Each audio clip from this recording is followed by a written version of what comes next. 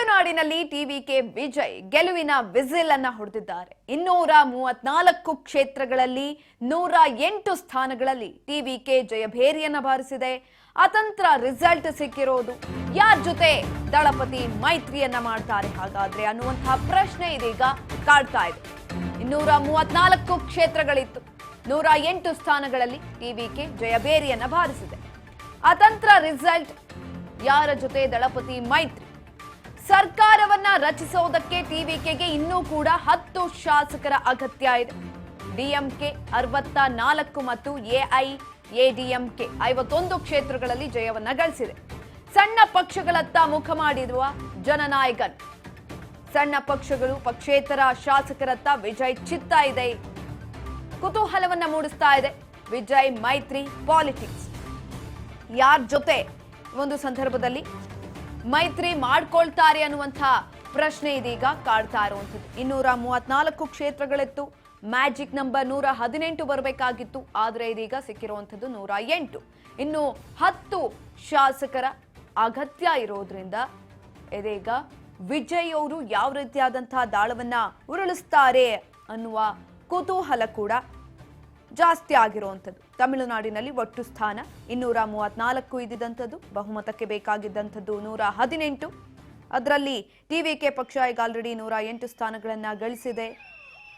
ಇನ್ನು 10 ಸ್ಥಾನಗಳು ಬೇಕಾಗಿದೆ. ಈ ಒಂದು ಸಂದರ್ಭದಲ್ಲಿ ಏನಾಗ್ತಾರೆ, ಯಾವ ಕಾರ್ಯತಂತ್ರಗಳನ್ನ ರೂಪಿಸ್ತಾರೆ ಈ ಸಂದರ್ಭದಲ್ಲಿ ಅನ್ನೋದನ್ನ ಕಾದು ನೋಡಬೇಕು. ಎಲ್ಲೋ ಒಂದ್ ಕಡೆ ಟಿವಿಕೆ ಗೆದ್ದು ಬರೋದಕ್ಕೆ ವಿಜಯ್ ಅವರು ರೂಪಿಸಿದಂತಹ ಕಾರ್ಯತಂತ್ರಗಳು ಕೂಡ ಇಲ್ಲಿ ವರ್ಕೌಟ್ ಆಗಿದೆ. ತಮಿಳುನಾಡಿನಲ್ಲಿ ಸರ್ಕಾರ ರಚನೆಗೆ ಮುಂದಾದ ವಿಜಯ್ ರಾಜ್ಯಪಾಲರ ಭೇಟಿಗೆ ಅವಕಾಶವನ್ನ ಕೇಳಿದ ಟಿವಿಕೆ ವಿಜಯ್.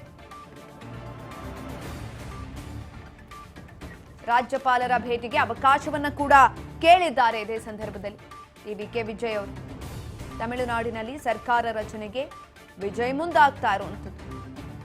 8ನೇ ತಾರೀಕು ಪ್ರಮಾಣ ವಚನ ಅಂತ ಕೂಡ ಹೇಳ್ತಾ ಇದ್ರು.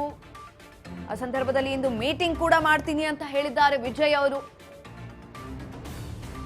ಮೀಟಿಂಗ್ ಆದ ನಂತರ ಈ ಎಲ್ಲ ವಿಚಾರಗಳ ಬಗ್ಗೆ ಚರ್ಚೆ ಕೂಡ ಆಗುವಂತಹ ಸಾಧ್ಯತೆ ಇದೆ.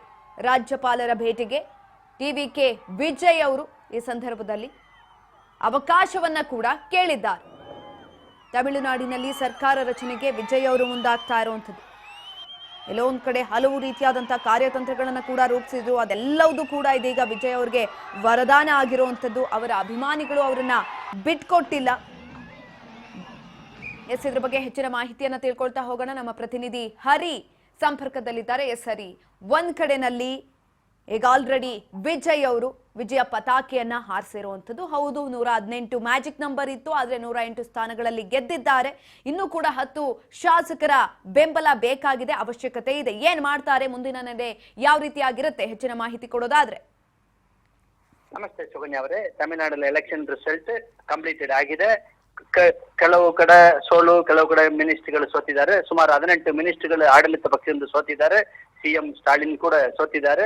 ಆದ್ರ ಇಲ್ಲಿ ಏನ್ ಗಮನಿಸಬೇಕಂದ್ರ ಎಡಿಎಂಕೆ ಡಿಎಂಕೆ ನಾಣ ಹಾಗೆ ಇಬ್ರು ಮಾತ್ರ ಇದ್ದ ಜಾಗದಲ್ಲಿ ಹೊಸತಾಗಿ ಒಂದು ಪಕ್ಷ ಶುರುವಾಯಿತು, ಡಿವಿಕೆ. ವಿಜಯ್ ಪಕ್ಷ ಈಗ 108 ಸ್ಥಾನಗಳಲ್ಲಿ ಗೆದ್ದಿದೆ. 108ರಲ್ಲಿ ಕೆಲವು ಕ್ಯಾಂಡಿಡೇಟ್ಸ್ ಪ್ರಚಾರಕ್ಕೆ ಸರಿಯಾಗಿ ಹೋಗಿಲ್ಲ, ಅವರು ಸಹ ಗೆದ್ದಿದ್ದಾರೆ. ಕೆಲವು ಪಬ್ಲಿಕ್ ವೋಟ್ ಹಾಕಿದ್ದಾರೆ, ಅವ್ರಿಗೆ ಯಾರು ಕ್ಯಾಂಡಿಡೇಟ್ ಗೊತ್ತಿಲ್ಲ, ಅದರ ವಿಸಿಲ್ ಸಪೋರ್ಟ್ ವಿಜಯ್ಗೆ ಸಪೋರ್ಟ್ ಆಗಿ ವೋಟ್ ಹಾಕಿದ್ದಾರೆ. ಆ ವೋಟ್ ಆಗಿರೋ ಕಾರಣ ಸುಮಾರು 5.25 ಕೋಟಿ ವೋಟರ್ಸ್, ಟೋಟಲ್ ವೋಟರ್ಸ್. ಅದರಲ್ಲಿ ಸುಮಾರು 1,72,00,000 ಜನ ವಿಸಿಲ್ ವಿಜಯ್ ನಂಬಿಕೊಂಡು ವೋಟ್ ಹಾಕಿದ್ದಾರೆ. ಈಗ 108 MLA ಕೈಯಲ್ಲಿದೆ. ಆದ್ರೆ ತಮಿಳುನಾಡಿನಲ್ಲಿ ಆಡಳಿತ ಮಾಡ್ಲಿಕ್ಕೆ 118 MLA ಕ್ಯಾಂಡಿಡೇಟ್ಸ್ ಬೇಕಾಗ್ತದೆ. 10 ಶಾರ್ಟೇಜ್ ಆಗಿದೆ ಈಗ. ಆದ್ರ ಈಗ ಡಿಎಂಕೆದವರು ಬರ್ತಾರಾ, ಎಡಿಎಂಕೆದವರು ಬರ್ತಾರಾ ಅಂತ ಕಾದು ನೋಡ್ಬೇಕು. ಯಾರು ಇವರ ಜೊತೆಯಲ್ಲಿ ಜಾಯಿನ್ ಆಗ್ತಾರೋ ಅವರಲ್ಲಿ ಒಂದು 10 ಜನ MLA ಕ್ಯಾಂಡಿಡೇಟ್ ಇವ್ರಿಗೆ ಬೇಕಾಗ್ತದೆ ಟಿವಿಕೆ. ಇದರಲ್ಲಿ ಯಾರು ಬರ್ತಾರೋ ಒಂದು ಸೈಡ್ ಅಲ್ಲಿ ಮಾತುಕತೆ ನಡೀತಾ ಇದೆ.